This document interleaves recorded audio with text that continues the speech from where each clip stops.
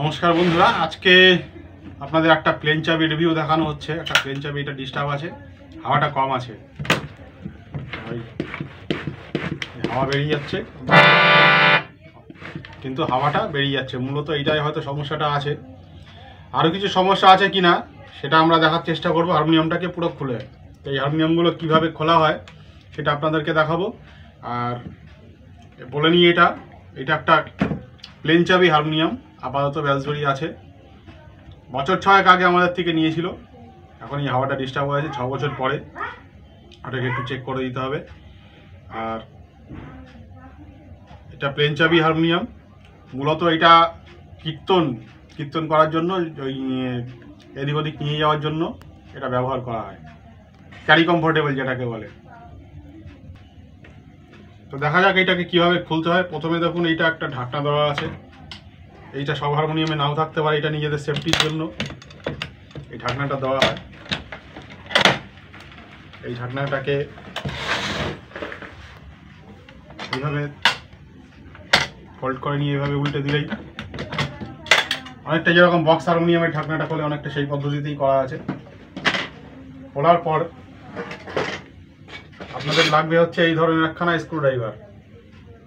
এই ধরনের একটা স্ক্রুড্রাইভার লাগবে। আর এটা হচ্ছে সামনের স্লিপ, এটাকে বলি আমরা সামনের স্লিপ। এইটাকে এখানে স্ক্রুটা এখানে খুলে ফেলতে হবে এভাবে।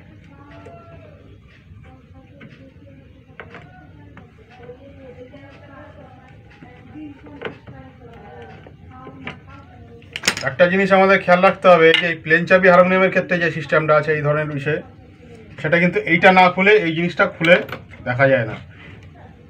আমরা যেভাবে খুলি বা টিউন করার সময় যেটা বারবার খুলতে আটকাতে হয়, এইটা না খুলে কিন্তু খোলা যায় না। অন্যান্য হারমোনিয়ামগুলোতে যেরকম খোলা যায়, এটা কিন্তু এইটা না খুলে ওটা দেখানো যায় না, এটা খুলতেই হয়। এটা খোলার পরে আমরা দেখব তলায় কি আছে। এইবার এটাকে সরিয়ে নিলাম। এইবার এইখানে দুটো এবং এইখানে দুটো, মোট 4টি স্ক্রু আছে, আটকানো আছে। আমাদেরকে এগুলো খুলে ফেলতে হবে। পুরো খুলতে গেলে চলুন খোলা যায়।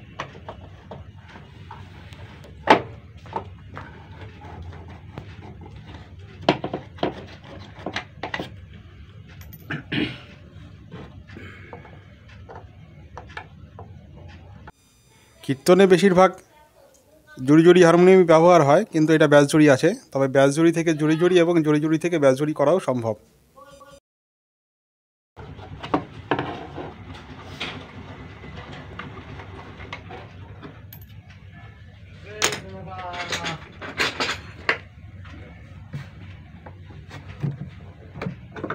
এইগুলোতে সাধারণত থাকে 1 ইঞ্চি স্ক্রু, আর এখানে 1.5 ইঞ্চি বা 1.5 ইঞ্চি স্ক্রু লাগানো থাকে।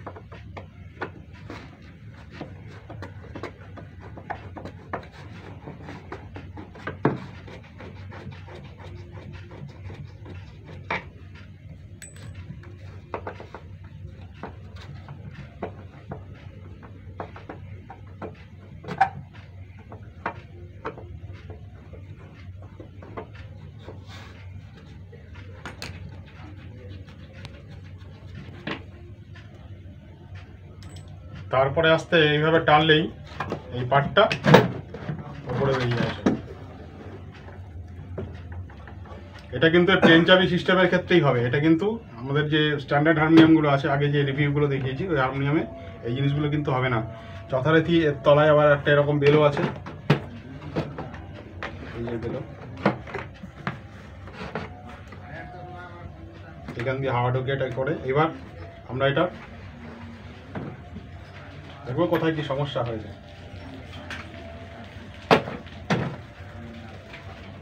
তলার বেরোতে আমরা দেখতে পাচ্ছি এখানে বিশেষ কোনো সমস্যা নেই। এইসব জায়গা ফাটা থাকতে পারে, এখানে কোনো ফাটা নেই, এখান দিয়ে কোনো ফাটা নেই। তালের ভিতরে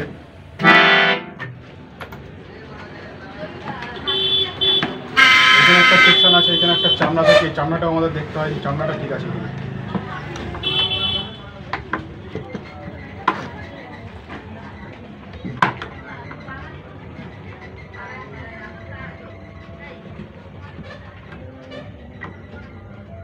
স্ক্রুড্রাইভারটা কিন্তু একটু ভালো কোয়ালিটি নিতে হবে, এরকম নিতে হবে, এটা খেয়াল রাখতে হবে। স্ক্রুড্রাইভার ভালো না হলে কিন্তু কাজ করা যাবে না, কারণ একটা টাইট করে আটকানো থাকে তো, জোর দিয়ে খুলতে হয়। এইখানে এই চামড়াটা সব হারমোনিয়ামে থাকে, সমস্ত হারমোনিয়ামেই থাকে এইখানে চামড়া সেকশনটা, এটা খেয়াল রাখতে হবে। এখানে চামড়াটা একটু অল্প অল্প ডিস্টার্ব আছে, এটাকে পাল্টে দিতে হবে। এটা পুরনো হয়ে গেছে, কালো হয়ে গেছে, হয়ে গেল। এদিকটা মোটামুটি আমরা দেখে নিলাম। অনেক সময় আমরা এই যে স্ক্রুর যে ফুটোগুলো থাকে, স্ক্রুর ফুটোগুলো আটকে, স্ক্রুর ফুটোগুলোকে আটকে আমরা এইভাবে এইভাবে এইভাবে চেক করে দেখি হাওয়াটা কোথা দিয়ে বেরোচ্ছে। এখন এটা দরকার হবে না, মোটামুটি দেখে নিয়েছি ঠিকই আছে। এইবার চলে আসি এই সেকশনটা, এটা হচ্ছে 1 পার্ট বেলো। এইভাবে কলেজ চাইলে এইভাবে বেলো করতে হয়। কীর্তন যারা করেন তারা তো অবশ্যই জানেন, আর যারা দেখেননি কোনোদিন তারা দেখলে বুঝতে পারবেন এটা 1 পার্ট বেলো, এক ভাজে খোলে, তাই নিচেও থাকে। এবার হ্যাঁ বন্ধুরা, দেখা যাচ্ছে এই যে নিচে দেখুন, এইখানে খুলে গেছে, এই জায়গাটা ফেটে গেছে, এখান দিয়ে কিন্তু হাওয়া বেরিয়ে যাবে। এই জায়গাটা আমাদেরকে ঠিক করতে হবে। মূলত এখান দিয়ে হাওয়াটা ঢোকার সময় বেরিয়ে যাচ্ছে, কিন্তু এই সেকশনের হাওয়াটা মোটামুটি ঠিক আছে। ওইটা চেক করে দেখতে হবে পরে। আশা করি কিছু হয়নি, এখান দিয়ে যা হয়েছে।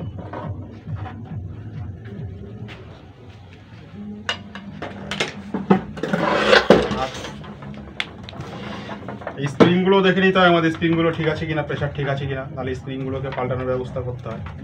আর ভিতরে অনেক নোংরা জমে আছে, নোংরাগুলোকে সব পরিষ্কার করে দিতে হবে। বন্ধুরা, এইভাবেই আস্তে আস্তে আপনাদেরকে এই রিভিউগুলো দিতে থাকবো। আমার কাছে যে সমস্যাগুলো নিয়ে লোকে হারমোনিয়াম নিয়ে আসবে, সমস্যাগুলো কিভাবে অ্যানালাইসিস করতে হয়, কিভাবে দেখতে হয় এবং তার সমাধান কিভাবে করা যায়, আর যেগুলো বাড়িতে করা সম্ভব হবে সেগুলো তো আমি অবশ্যই আপনাদেরকে দেখিয়ে দেবো। তার জন্য আপনাদের মিস্ত্রির কাছে যেতে হবে না। আর চেষ্টা করব এটা ওয়ার্নিং করে দেওয়ার, যেটা নিজেরা বাড়িতে করলে সম্ভব অসুবিধা হতে পারে। আর টিপস তো থাকবেই, এই জন্য আপনাদেরকে আমার ভিডিওগুলো একটু মন দিয়ে দেখতে হবে। আর পরবর্তী ভিডিও থাকছে, আজকে এই পর্যন্তই থাকলো। নমস্কার।